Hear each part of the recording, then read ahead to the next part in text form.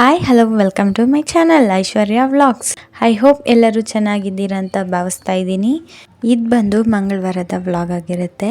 ಇವತ್ತು ಯಾಕೋ ನೀರು ಮಾತ್ರ ಕುಡಿಬೇಕು ಅನ್ನಿಸ್ತು, ಡಿಟಾಕ್ಸ್ ಡ್ರಿಂಕ್ ಯಾವುದು ಬೇಡ ಅನ್ನಿಸ್ತು. ಹಾಗಾಗಿ ಬನಾನಾ ಮಿಲ್ಕ್ ಶೇಕ್ ಕೂಡ ಮಾಡ್ತಾ ಇದ್ದೀನಿ. ನಾನು ಪಚ್ಚಬಾಳೆ ತೊಗೊಂಡಿದ್ದೀನಿ, ಪಚ್ಚಬಾಳೆ 1 ತೊಗೊಂಡಿದ್ದೀನಿ, ಖರ್ಜೂರ 2, 1 ಗ್ಲಾಸಷ್ಟು ಹಾಲನ್ನ ಸೇರಿಸ್ಕೊಳ್ತಾ ಇದ್ದೀನಿ, 1 ಟೇಬಲ್ ಸ್ಪೂನಷ್ಟು ಜೇನುತುಪ್ಪ ಸೇರಿಸ್ಕೊಂಡಿದ್ದೀನಿ. ಮಿಕ್ಸಿಗೆ ಹಾಕ್ಕೊಂಡ ನಂತರ ಚಿಯಾ ಸೀಡ್ಸ್ನ ಸೇರಿಸ್ಕೊಳ್ತಾ ಇದ್ದೀನಿ. ನನಗೆ ಏನಾದರೂ ಸಿಗ್ತಾ ಇದ್ರೆ ಚೆನ್ನಾಗಿರುತ್ತೆ ಅಂತ ಸೇರಿಸ್ಕೊಂಡಿದ್ದೀನಿ. ಬಾದಾಮಿನ ಕಟ್ ಮಾಡಿ ಸೇರಿಸ್ಕೊಳ್ತಾ ಇದ್ದೀನಿ.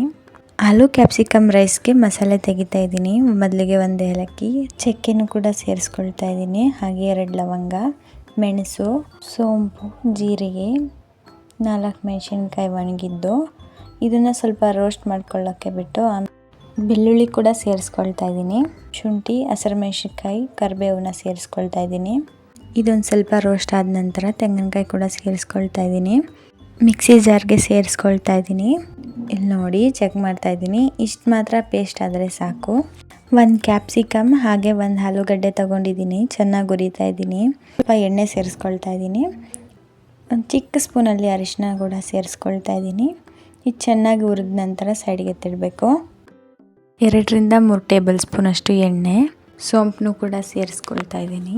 ಆಮೇಲೆ ಕಸೂರಿ ಮೇಥಿ, 1 ಹಸಿರು ಮೆಣಸಿನ್ಕಾಯಿ, 1 ಕಪ್ ಅಷ್ಟು ಈರುಳ್ಳಿ, ಕರಿಬೇವು, ಟೊಮೊಟೊನ ಕೂಡ ಸೇರಿಸ್ಕೊಳ್ತಾ ಇದ್ದೀನಿ. ಟೊಮೊಟೊ ಚೆನ್ನಾಗಿ ಸಾಫ್ಟಾಗಿ ಹುರ್ಕೊಳ್ತಾ ಇದ್ದೀನಿ.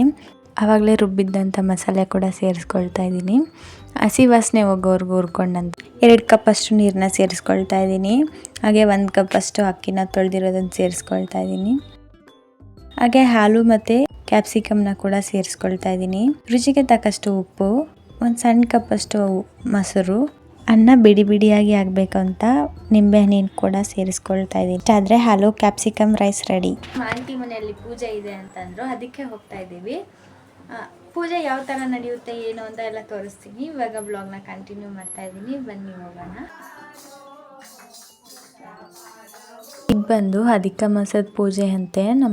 ಇಷ್ಟ ಆಗಿದ್ರೆ ಪ್ಲೀಸ್ ಒಂದು ಲೈಕ್ ಮಾಡಿ, ಸಬ್ಸ್ಕ್ರೈಬ್ ಮಾಡ್ಕೊಂಡು ಕೂಡ ನೋಡಿ. Thank you for watching.